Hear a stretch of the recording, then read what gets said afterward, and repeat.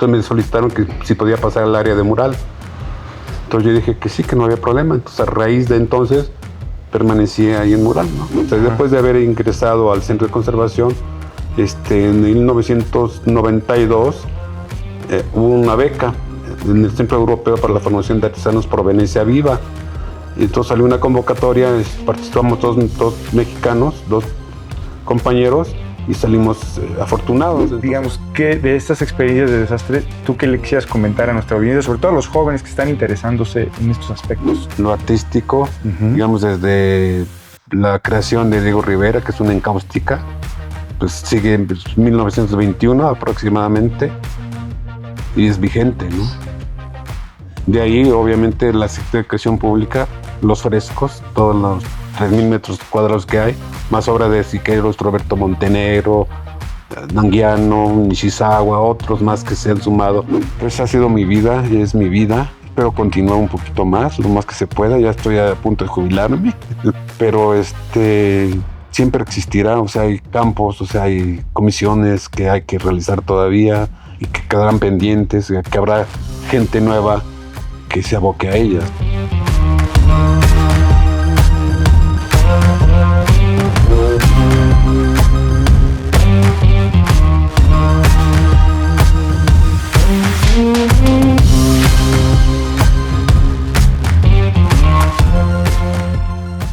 Hola, ¿qué tal? Soy Mario Cuan. Bienvenidas y bienvenidos a este nuevo capítulo del podcast Legados Icónicos con Oxical. Más de 40 años de historias. En esta ocasión, con el privilegio, el gustazo, el placer de recibir y charlar largo y tendido con el maestro restaurador Alejandro Morfín Faure. Muchísimas gracias por aceptar. Hola, mucho gusto, Alejandro Morfín. Bueno, vamos a escuchar la semblanza del maestro Alejandro Morfín. Alejandro Morfín Faure es restaurador, maestro y artista. Su trayectoria, que abarca ya 5 décadas, lo convierte en una figura clave en la conservación de los murales más emblemáticos de México. Estudió en la Escuela Nacional de Pintura La Esmeralda y se especializó en pintura mural en Venecia. Desde entonces, su vida ha transcurrido entre muros históricos, pigmentos antiguos y andamios desafiantes. Fue subdirector de conservación del Instituto Nacional de Bellas Artes, jefe del taller de pintura mural y colaborador esencial de Secropam, donde ha participado desde principios de la década de los 80 hasta la fecha. Coordinó restauraciones mayores en la SEP, Palacio Nacional, Chapingo y el Palacio de Cortés, entre muchos otros. En 1985 y 2017 encabezó acciones de conservación extrema tras los terremotos, recuperando obras de Rivera, Siqueiros y González Camarena, incluso en condiciones de riesgo estructural. Ha compartido su experiencia en foros internacionales, desde Costa Rica hasta España, y ha formado generaciones de restauradores. Más que restaurar murales, Alejandro Morfín ha restaurado vínculos con el pasado. Quienes lo conocen lo llaman el guardián de los murales, por su ética, su sensibilidad y por su manera generosa de enseñar que cada capa de pintura al fresco contiene una historia, y que cada historia, si se cuida bien, puede durar siglos. Como vimos, una semblanza riquísima, una trayectoria impactante en este podcast Legados Icónicos, el podcast de historias que nos inspiran a conservar el patrimonio cultural y natural. Maestro, has estado literalmente en andamios frente a murales de Diego Rivera, Siqueiros, Orozco, entre muchos otros, a veces contrarreloj, con grietas abiertas tras un sismo, o con pigmentos desmoronándose en tus manos.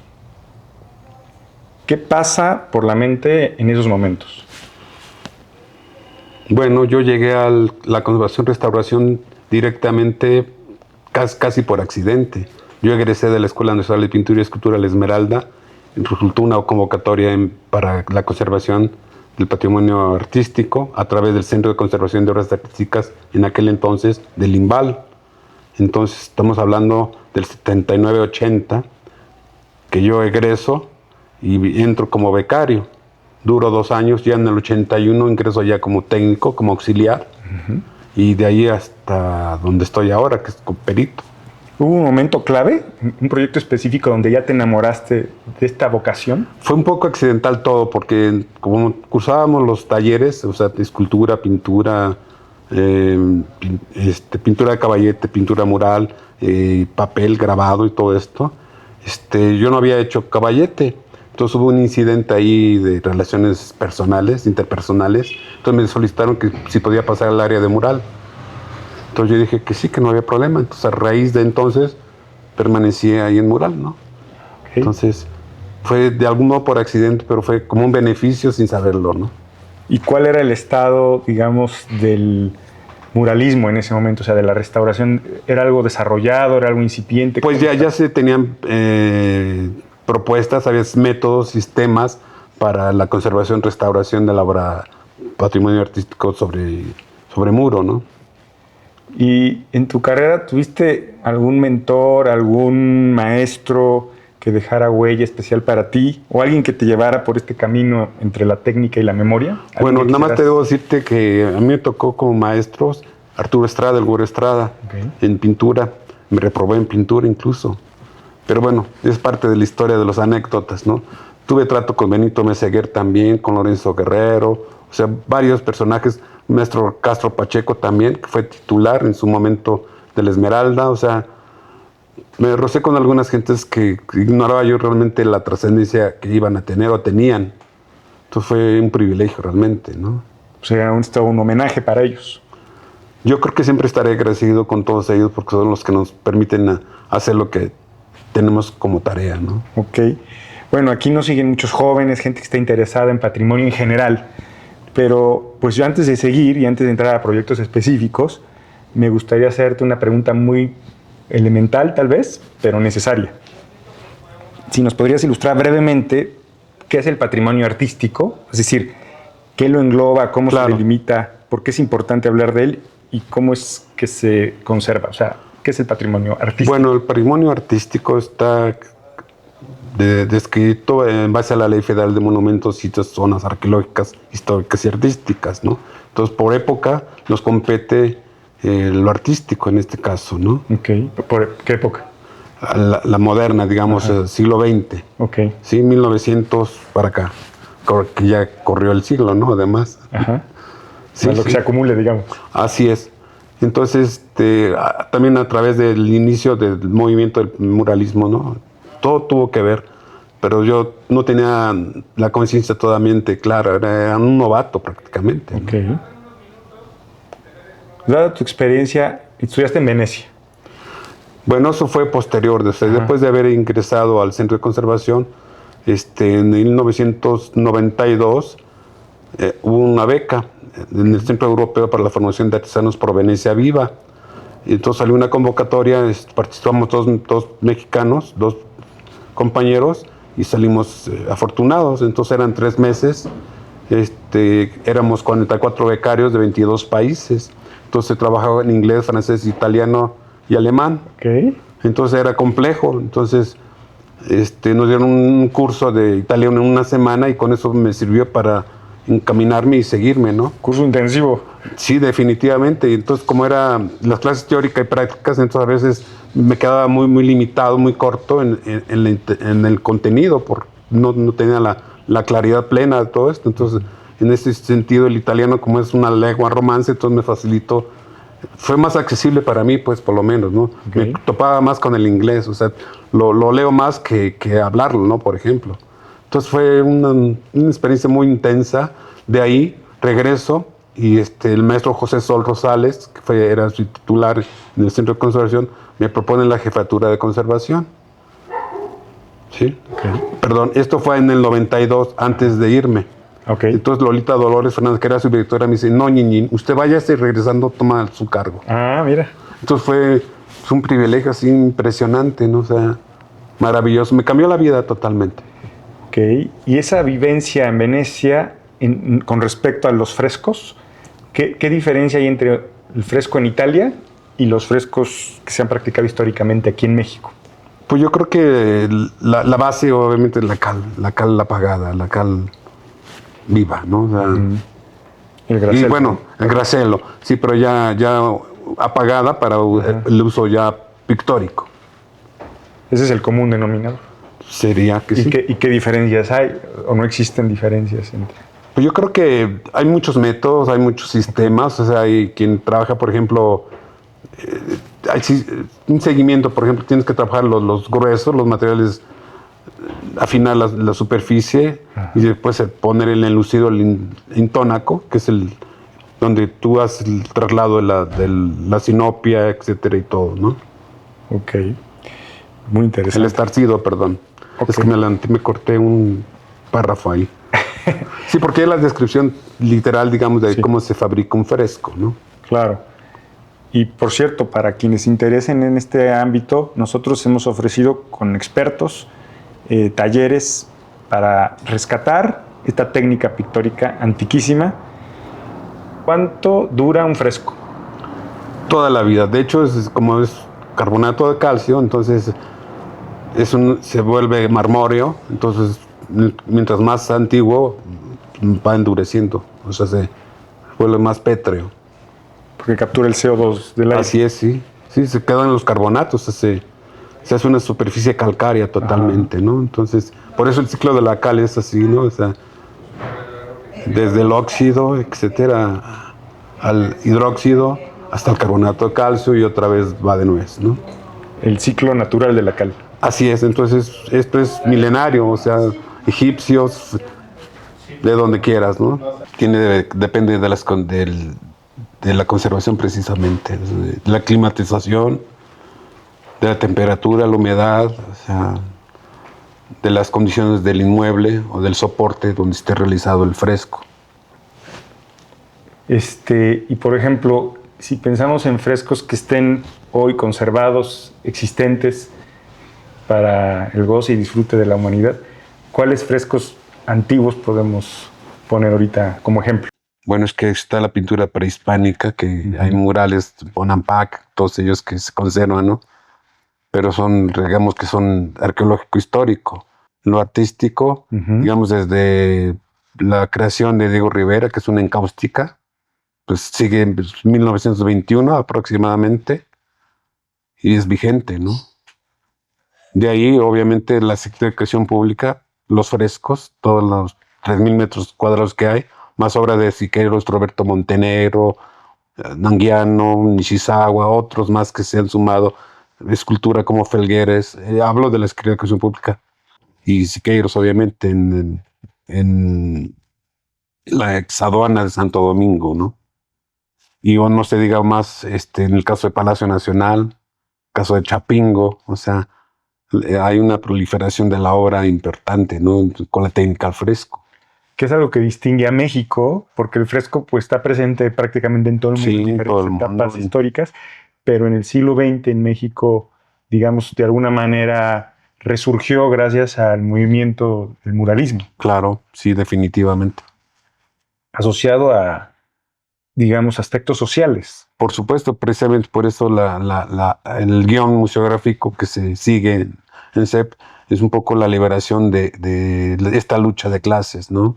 Entonces ahí está descrito todo, están las fiestas, están la fiesta del trabajo, o sea CEP es un ejemplo claro de una transición del México. Y de una crítica, obviamente, también, ¿no? ¿Qué me dices de los pigmentos? Los pigmentos, pues, que sean de buena calidad, principalmente, ¿no? Yo pienso que, en mi caso, yo creo que se debería trabajar con pigmentos muy limitados, una paleta básica, colores primarios, empezar de los primarios y ahí ir trabajando los segundos, los terceros, etcétera, etcétera, ¿no? Ahora existen una gama infinita actualmente comercialmente de pigmentos, ¿no? Yo creo que los que tengan la cualidad de ser resistentes a lo alcalino de la cal son los más posibles a utilizar, ¿no? Los más efectivos. Muy bien. Hoy fíjate que me encontré un artículo tuyo que se llama Memorias de Conservación Extrema, septiembre de 1985. Y ahí documentas pues, lo que ustedes vivieron tras el sismo de aquella época, Sí. hace más de 40 años. ¿Qué quisieras contarnos hoy de esa experiencia después del sismo? Pues fue una experiencia reveladora de esa vez porque tembló incluso y recuerdo que una pared normal que todos, y salí con mi hija a la escuela, y sorpresa, cuando llego a la escuela, en la Carrillo, Carlos Carrillo, que está ahí en los Portales, la barda estaba derruida, ¿no? Entonces ya me regresé, no ignoraba todo esto, entonces hablo al centro, me dicen que ni regresa, no fuera al centro, que era un caos, pero estaba toda la zona de Televisa, etcétera, etcétera. Nosotros estábamos ubicados en Tolsa, y Valderas.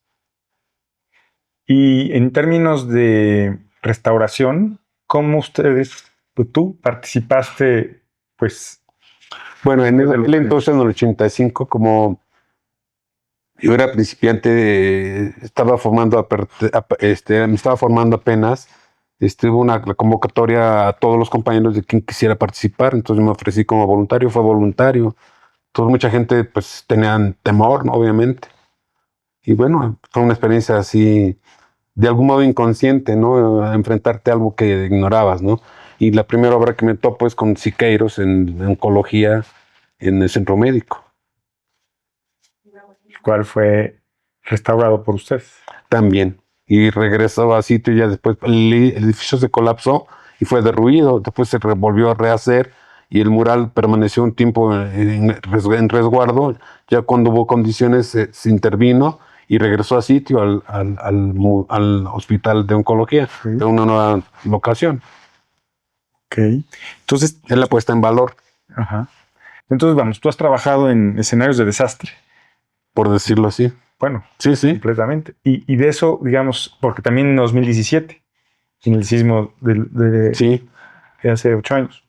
Entonces, digamos, ¿qué de estas experiencias de desastre, tú qué le quisieras comentar a nuestra audiencia, sobre todo a los jóvenes que están interesándose en estos aspectos? ¿Qué aprendizaje podrías rescatar hoy aquí de restaurar en medio del caos? Bueno, primero asegurarse de la seguridad de uno mismo, que tener las condiciones favorables en cuanto a material, equipo y financiamiento también, obviamente, que es una parte importantísima que no se da.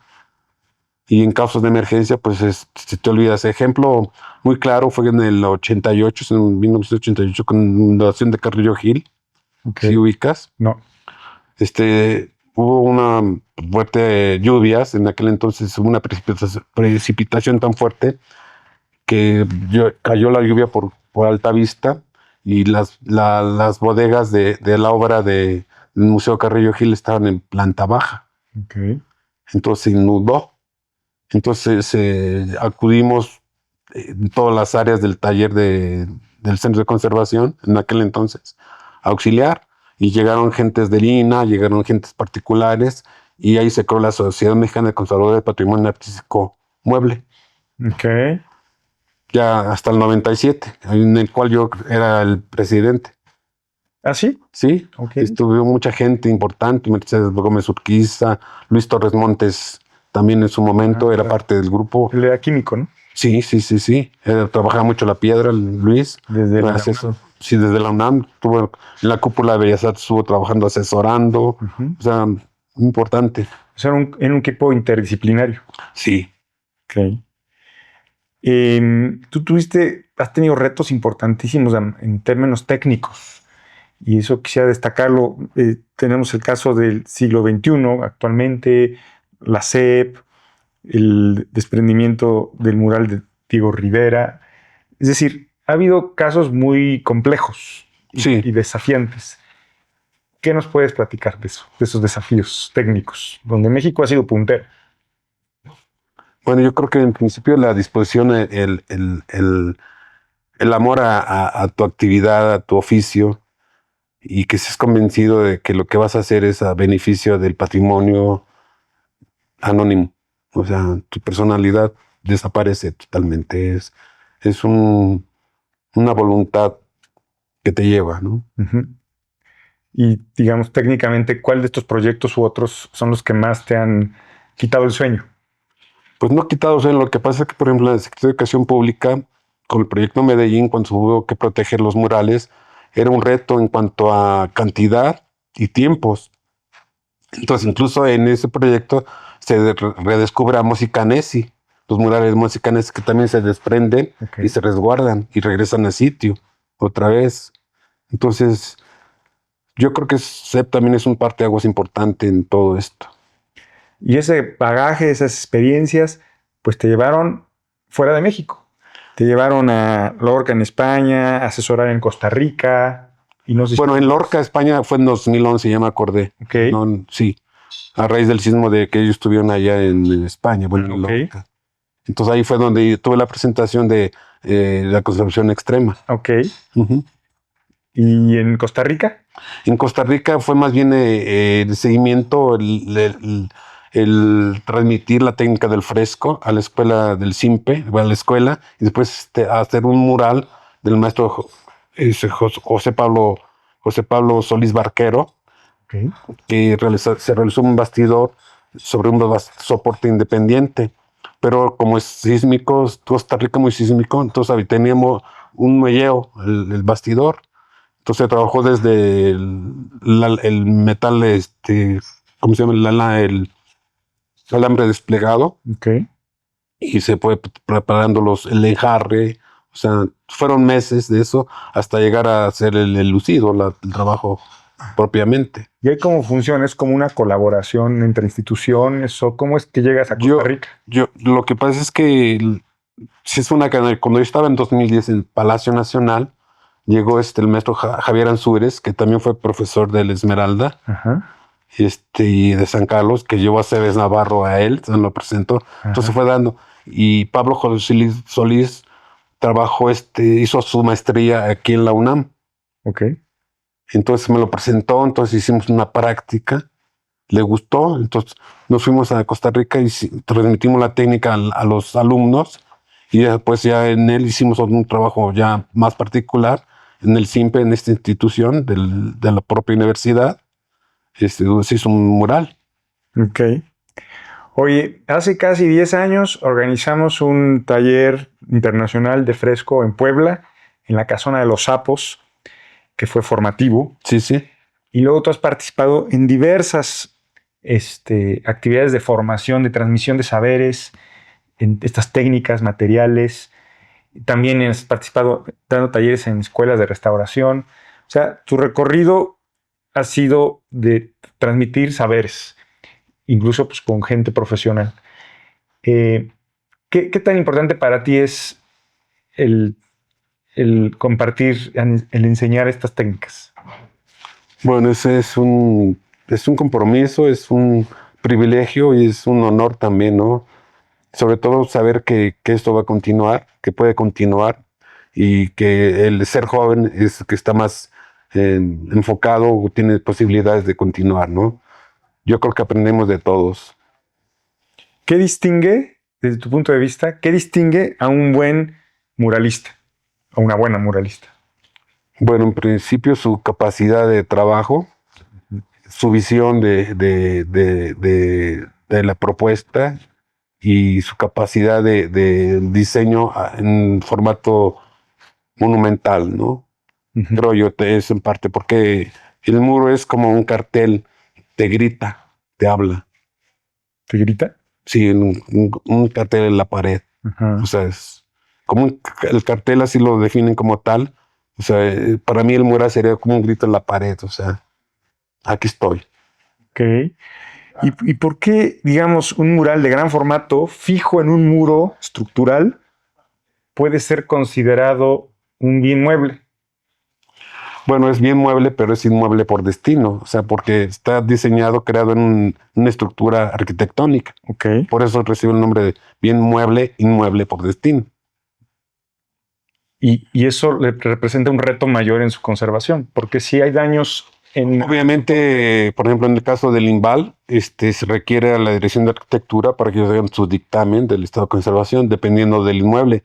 Si el inmueble es histórico, obviamente se recurre al INAH para que ellos den su parte de normatividad, y el INVA también, a su vez. Entonces ya se arranca, ¿no? Ok. Y hay veces que se ha tenido que mover un mural por razones obvias, ¿no? Cuando ya has descrito, pues, desastres. Sí, el 85 fue muy claro en el mural de Sueño de una tarde dominical en la Alameda Central de Rivera, Uh-huh. del Hotel del Prado. O sea, pues fue tal el colapso que había que desmoverlo, o sea, el edificio iba a derruirse, ¿no? Entonces había que moverlo. Entonces se tardó un año para poder hacerse el movimiento. Es una odisea hacer eso. Sí. De hecho, aparte son más de 30 toneladas. Wow. Y las dimensiones de que 5 y tantos por 17 metros aprox. Entonces es un mole. De hecho, ese mural se fabricó, se diseñó el espacio museográfico. Llega el mural a lo que es la Plaza de la Solidaridad, donde estaba el Hotel Regis, y se deposita así como un cajón y permanece ahí mientras se van haciendo la obra civil para construir el inmueble. ¿Y ha habido alguna razón que no sea, digamos, inevitable, como un desastre, para mover murales? ¿Ha habido otro tipo de contexto, otro tipo de motivación para cambiar de lugar un mural a otro lugar? No, realmente debe estar justificado. O sea, es cuando la obra no reúne condiciones de conservación en sitio por humedad o fallas en la estructura, que son indicios para un posible retiro o movimiento. Por ejemplo, el HSBC que movieron. Eso fue político y aparte era el patrimonio del propio banco. Entonces, se retira, es fresco, obviamente, son frescos, sobre bastidor. Se hizo un trabajo preventivo de velado, igual con su tapial, ¿sí? Y con la espuma o sea, se hizo un paquete, ¿no? Entonces era la empresa, no recuerdo cuál era la que hizo el movimiento, pero fue totalmente ingenieril. Estuvo Colinas de Buen haciéndole la parte estructural. De hecho, el mural se fue rodando con tubos para irlo desplazando. Se hizo una plataforma hacia el exterior a la Reforma. El movimiento se hizo nocturno y era todo un chorizo, ¿no? Digamos, en sentido contrario. ¿Tú participaste? Sí. A mí me tocaba hacer la parte de subdirección. ¿Pero de dónde movieron? Es de Reforma, y donde está el Cuauhtémoc aproximadamente, a la glorieta de la Palmera, ¿cómo se llama? ¿No es donde está el ángel? No sería posible. Porque ve el contexto, está Sambors, está el hotel no sé qué. Y en la zona de la Palmera está el HSBC.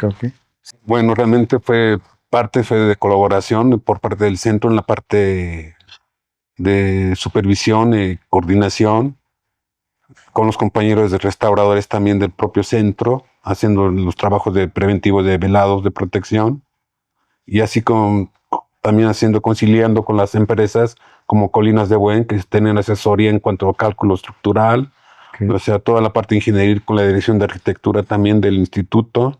O sea, era trabajo, como tú decías, interdisciplinario. Entonces nos mezclábamos todos, era trabajo como un seminario totalmente. Entonces se aprende un buen de todos y tiene que haber mucha buena voluntad. Hay hasta documentales de ese. Debe haber, seguramente. Pues es muy importante porque México ha desarrollado esas capacidades, ¿no? Que quizá otros países pues nos miran hacia arriba. Lo que pasa, es que tenemos el patrimonio, tenemos muchísimo acervo, y eso permite un poco como que por dónde, ¿no? Oye, pero a ver, en el caso del patrimonio artístico, en este caso, digamos, ¿cuándo es de la nación y cuándo es de un particular? Lo que pasa es que la obra que está declarada monumento artístico está justificada por la ley federal, ¿sí? Por la época y es declaratorias. Entonces estas declaratorias implican a los 6 grandes y otros tantos más, ¿no? Hasta mujeres. María Izquierdo, ejemplo. Aurora Reyes. Pero entonces... Gerardo Murillo. Dime. Pero digamos, a diferencia de un patrimonio histórico, digamos, del siglo XVI, vamos, o más claro, de una zona arqueológica, donde hay un mural, sí, pues ese nunca es privado, siempre es de la nación, ¿no? Será. Pero precisamente esta obra que está declarada monumento artístico es solamente valorada o tocada por el Instituto Nacional de Bellas Artes y Literatura Ok. a través del Centro Nacional de Conservación y Registro del Patrimonio Artístico Mueble. Bueno, ahora acabas de mencionar al Centro Nacional de Conservación y Registro del Patrimonio Artístico Mueble, Sí, CENCROPAM. Para quien nos ve y no conoce, la siguiente pregunta es en dos partes. La primera es, ¿qué es el CENCROPAM? Y sobre todo, ¿qué representa en tu vida? muy bien. El CENCREPAM es la instancia de gobierno, repito, que da la conservación y la preservación de la obra declarada monumento artístico que custodia el Instituto Nacional de Bellas Artes y Literatura, así como el acervo que tienen los propios museos del propio instituto, a su vez, cabe la redundancia. Y en cuanto a mí, Ujú. pues ha sido mi vida, es mi vida. Espero continuar un poquito más, lo más que se pueda. Ya estoy a punto de jubilarme, pero siempre existirá, o sea, hay campos, o sea, hay comisiones que hay que realizar todavía y que quedarán pendientes, que habrá gente nueva que se aboque a ellas, ¿no? ¿En qué año iniciaste allí? En Centro de Conservación, yo empecé en el 79-80 como becario, y en el 81 ya como técnico auxiliar, hasta llegar actualmente al nivel de perito, que es el último nivel. Wow. No, pues mis respetos. Y qué bueno que hay esa institución que protege este acervo tan valioso para México y para el mundo. Pienso que sí. Maestro Alejandro, es obvio que pues, tú sientes un gran, profundo respeto por el muralismo, por los muralistas, por el sentido del significado de los murales de Diego Rivera, de Siqueiro, de Orozco. Por cierto, de Orozco también has intervenido, ¿no? Sí, claro. En Jalisco. Me tocó el Cabañas cuando también era novato, en el 84. Ok. Estuve trabajando las cúpulas, las arcadas, básicamente. Pero bueno, era novato. Estaba en formación, digamos. Ok. Bueno, y desde tu perspectiva en el panorama actual de la restauración mural en México, ¿qué problemáticas se enfrentan hoy? Yo pienso que es un problema de tipo técnico-administrativo, porque los recursos del financiamiento es importante, a veces no lo hay. Se dice que por ley el instituto tendría que hacer la intervención de la obra mural, ¿no? Pero no se da abasto ni tienen los recursos, ¿no? Tendremos la tecnología y el personal calificado, pero no tenemos el número de gentes necesarias para dar abasto a toda esta demanda. ¿Y eso ha cambiado en el tiempo? Se han venido formando nuevos cuadros, sí, definitivamente. Pero hasta ahí, o sea, no hay mucho crecimiento. O sea, por ejemplo, en la pintura mural está muy acotado todo esto. O sea, también hay un poco así de duda, ¿no? De la gente con respecto a la gente que puede ingresar. Eso es normal. Son cambios generacionales, ¿no? Yo lo vería así. Hace rato me decías que se requiere valentía. Sí, porque tienes que ser perseverante en tu toma de decisiones, en los trabajos en sitio. O sea, valiente en cuanto a soportar las condiciones del entorno y de las presiones políticas, pero también, o sea. Te digo que en el restaurante no debe haber urgencia, pero muchas veces todo urge. Eso es absurdo, ¿no? Porque esto tiene su tiempo, ¿no? La intervención. Debiera. En teoría es eso de que no debe haber urgencia, pero todo es necesario, ¿no? Porque hay procedimientos técnicos. Sí, y aparte hablaba yo de los tiempos, ¿no? Si tú tienes los tiempos previstos, tienes que respetarlos, ¿no? Es como en un fresco, un desprendimiento, tienes que dar tiempos, tienes que crear condiciones favorables para el retiro, ¿no? Claro. O sea, una cámara de secas, por decirlo así, o meter un deshumidificador, por ejemplo, que se hizo en CEP, pero no nos funcionó con Mosi-Canesi. Ok. Sí, o como por ejemplo la carbonatación de la cal, pues toma tiempo. Sí. Y no, o sea, hay que esperar. No, ya hay que conocerla, sí. Claro. ¿Y cómo está la cantera, digamos, de jóvenes especialistas que están incorporándose al ámbito profesional?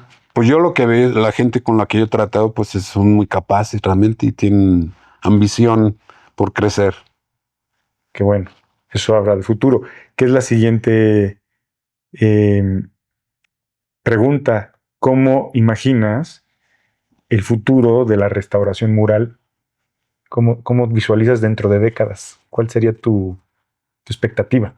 Bueno, también va avanzando junto a la par la parte tecnológica, ¿no? La parte científica de los equipos, de los apoyos, de la infraestructura que se requiere para realizar los trabajos, ¿no?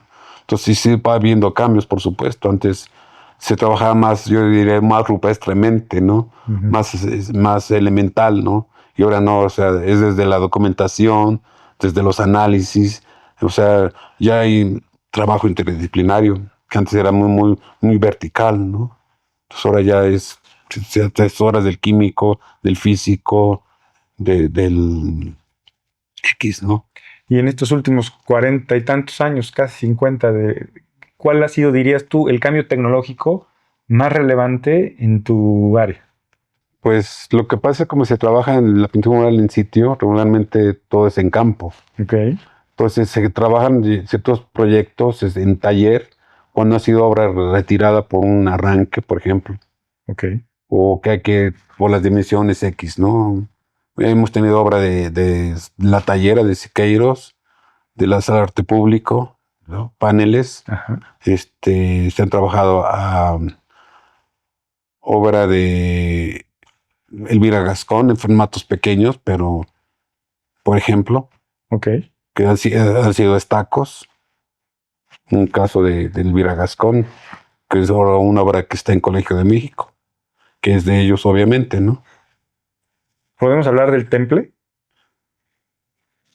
Pues sí, se podría hablar, sí, O sea, para nuestra audiencia que no ubica pero bueno, lo que pasa es que el templo lo podríamos encontrar más en el Museo de Antropología técnicamente, o sea, Ok, que yo te dijera, es que hay diferentes tipos de temple de cola, o sea, cola de conejo, o hay temple de aguacola, hay temple de huevo, que es más aceitoso, dependiendo, ajá. hay temple de caseína, a la caseína, Que es de las lácteos, ¿no? sí, sí.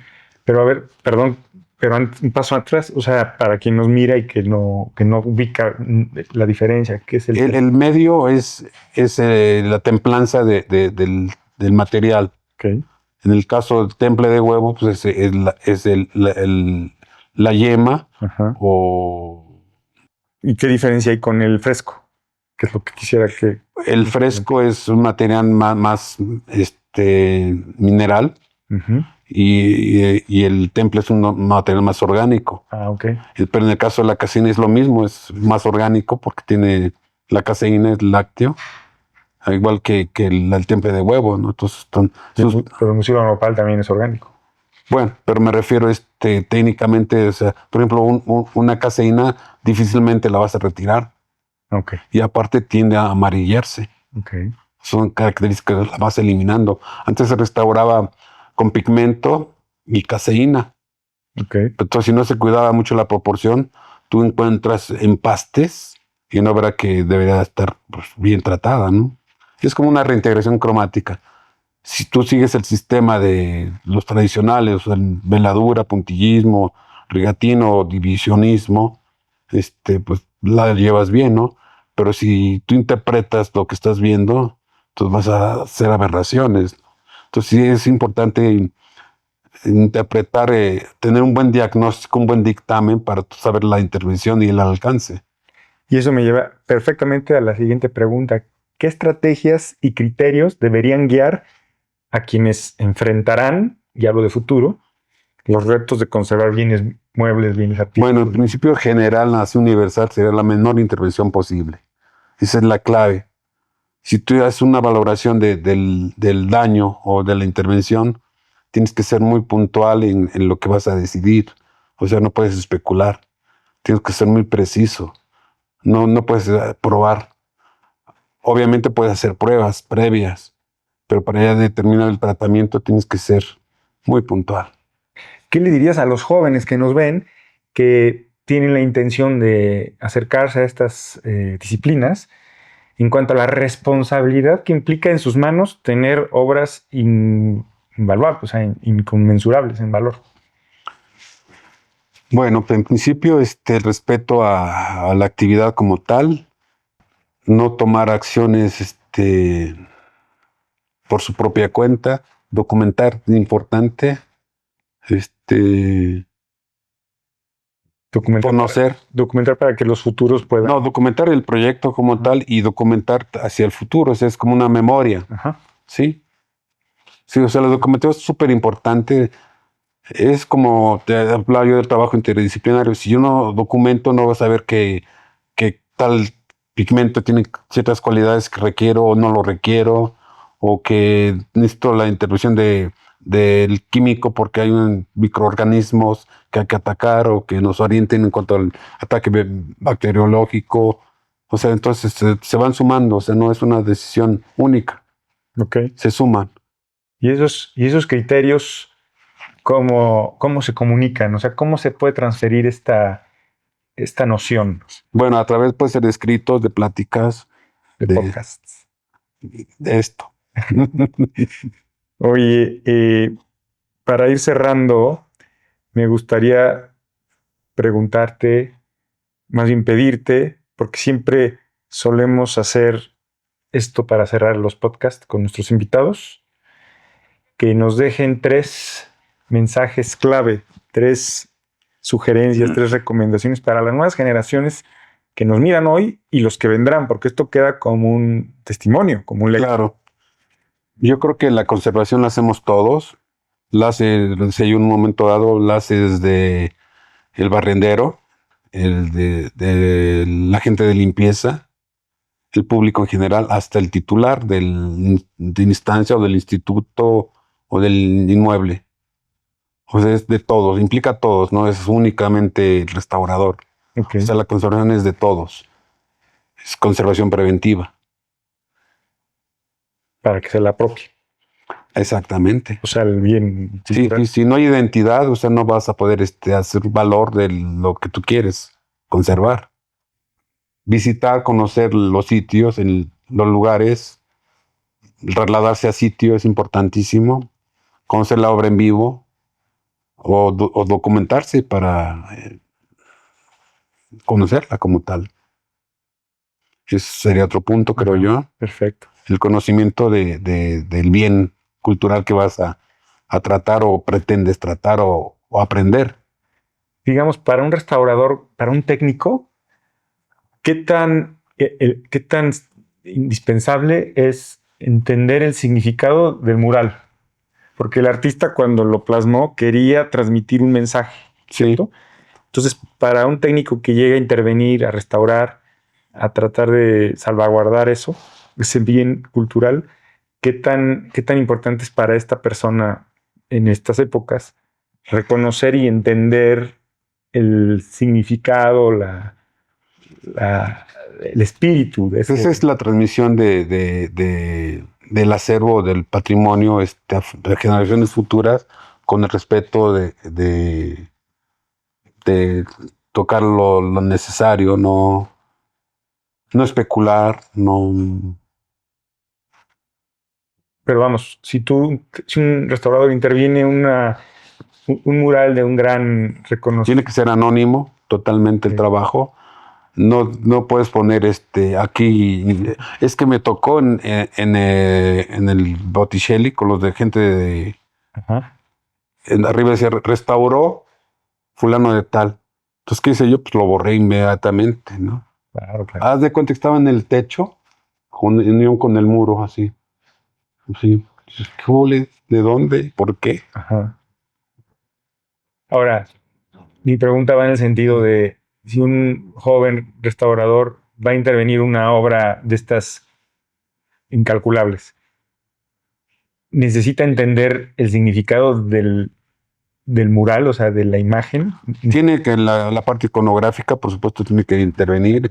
El contexto, decía yo, el sitio, el lugar donde esté ubicado, su orientación incluso, Todos esos factores influyen porque va a ser toma de decisiones en cuanto a la intervención y su preservación. Ok. Perdón, te interrumpí en tus puntos.